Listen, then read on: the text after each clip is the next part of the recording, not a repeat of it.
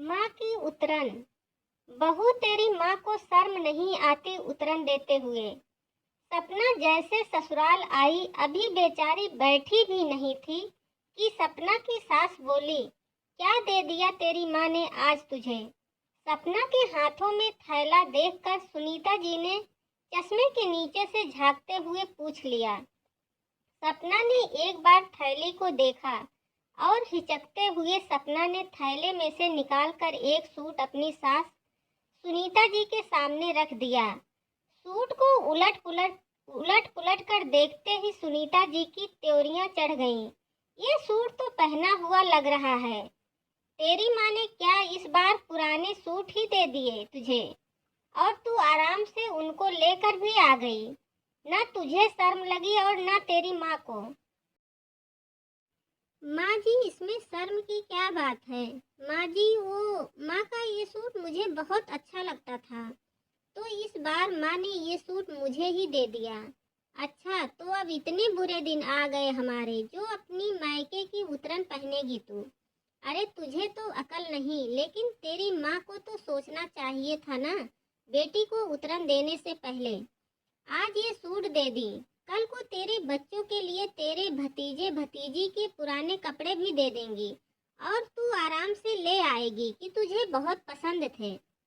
खबरदार जो ये उतरन दोबारा इस घर में लाई तो। कड़कते हुए सुनीता जी बोली, और इसको पहनना भी नहीं मेरे सामने, समझी। सपना सहम कर रह गई। बात यह है कि आजकल सपना की माँ की तबीयत कुछ ठीक नहीं रहती थी, तो सपना पास में होने की वजह से रोज थोड़ी देर के लिए माँ से मिलने अपने मायके चली जाती थी। अब ऐसे समय में माँ और भाभी कुछ देना चाहती तो सपना खुद ही मना कर देती थी।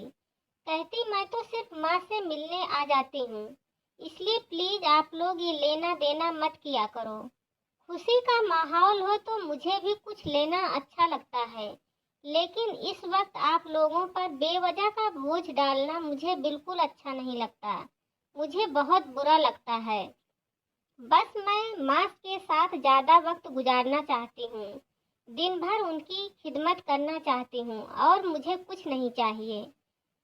आज जब सपना अपने मायके माँ से मिलने गई तो माँ की अलमारी में टंगा बनारसी सूट देखकर बोल उठी, माँ तुम्हारा ये सूट मुझे बहुत अच्छा लगता है। जब तुम इसे पहनती थी तो सच में बहुत सुंदर लगती थी। ये सूट आपको नानी ने दी थी ना। माँ, बहुत ही प्यारा सूट है। तब सपना की माँ ने कहा, हाँ बेटा, लेकिन अब कहाँ मैं ये सूट पहनूंगी।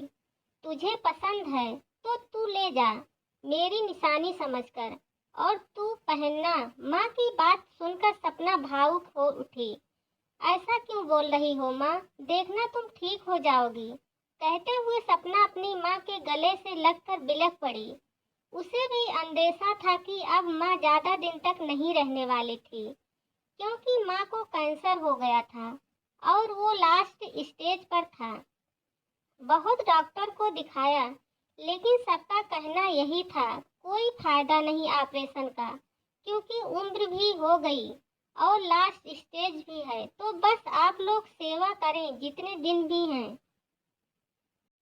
वापस आते वक्त माँ ने सपना के थैले में वो सूट डाल दिया, लेकिन जिस सूट को सपना माँ की निशानी समझकर लाई थी, वो उसकी सास को सिर्फ उतरन नजर आ रही थी और उन्होंने बिना सोचे समझे सपना की बेइज्जती कर दी।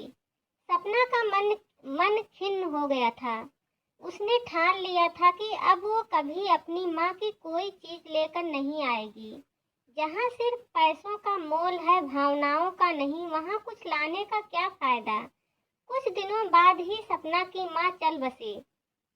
पूरे परिवार में शोक का माहौल था।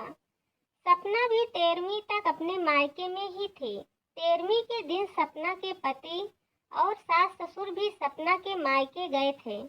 सारा काम निपटने के बाद सपना जब विदा होकर वापस ससुराल जाने लगी तो सपना की भाभी माँ के अलमारी से निकालकर माँ के जेवर सपना को देते हुए बोली, दीदी, माँ ने कहा था ये आपको दे देना है। आप इस घर की बेटी हैं, इसलिए आपका हक भी बनता है। माँ ने मुझे भी दिया और कुछ जेवर आपके लिए भी रखे थे। दीदी, आप इसको अपने साथ ले जाएं। सपना की आंखें छलक आईं। खुद को संयत करते हुए वो बोली, नहीं भाभी, माँ नहीं तो क्या हुआ? अब आप सब ही मेरा मायका हैं। आप सब हैं तो मेरे साथ, तो फिर मुझे किसी निशानी की क्या जरूरत है? ये बाकी के जेवर आप पहन लो, क्योंकि माँ की छवि अब मुझे मुझे आप में ही नजर आएगी। अब आप ही मेरे लिए माँ की जगह हो भाभी। इसको आप पहनोगी तो मुझे अपनी माँ दिखेगी। कहते हुए सपना ने वो जेवर अपनी भाभी के हाथों में दे दिए। पास खड़ी सपना की सास और पति भी देख रहे थे, लेकिन कुछ कह नहीं पाए। सास को तो सपना पर बहुत गुस्सा आ रहा था। घर आते ही सपना की सास बिखर पड़ी। भला इस वक्त भी कोई मना करता है लेने से? इस वक्त तो बेटियों को देने से माँ की आत्मा को शांति मिलती है। जब अपने मन से वो दे रहे थे तो क्या जरूरत थी मना करने की? बाकी के सारे गहने तो उस भाभी के पास ही तो रहने थे। तू अपना हिस्सा ले लेती, कभी ना कभी काम तो आ जाता। लेकिन तू बड़ी दानी निकली, उसको भी दान कराई। सास की बात सुनकर आज सपना के मन का दर्द शब्द बनकर होठों से निकल पड़े। क्यों माँ जी, मैं भला माँ की उतरन इस घर में कैसे ले आती?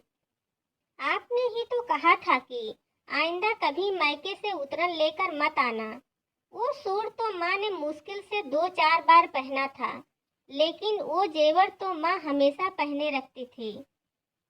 फिर वो उतरे हुए जेवर मैं कैसे ले आती माँ जी? आप अपनी कही बात भूल गई माँ जी, लेकिन मुझे आपकी कही बात याद थी और मैंने आपकी ही बात का भरम रखा कि कहीं दोबारा से आपको बुरा ना लगे कि मैं फिर से माँ की उतरन ले आई। बोलकर आंखों में आंसू लिए सपना अपने कमरे की तरफ बढ़ गई और सास निरुत्तर सी देखती रह गई, लेकिन मन ही मन में बड़बड़ाती रही, भला गहने भी कभी उतरन होते हैं? मुझे क्या, खुद ही अपने पैरों पर कुल्हाड़ी मारे तो मारे, बेवकूफ कहीं की। बड़ी दानी बनी, बाद में खुद पछताएगी जब भाभी भाई नहीं पूछेंगे। मुझे क्या, सपना की सास बड़बड़ाती रही, लेकिन सपना को अपने किए पर पछतावा नहीं था, बल्कि वो खुश थी, क्योंकि भाभी में भी उसको माँ की छवि ही दिखाई देती थी। और माँ बाप के बाद तो मायका भाई और भाभी से ही होता है। दोस्तों, आपको ये कहानी कैसी लगी? इस कहानी के बारे में आपके क्या विचार हैं, हमें कमेंट के द्वारा ज़रूर बताइएगा। अगर कहानी अच्छी लगी हो तो लाइक कीजिएगा और मेरे चैनल को सब्सक्राइब करना बिल्कुल भी मत भूलिएगा। कहानी पढ़ने के लिए आप सबका दिल से धन्यवाद। मिलते हैं अगली कहानी में।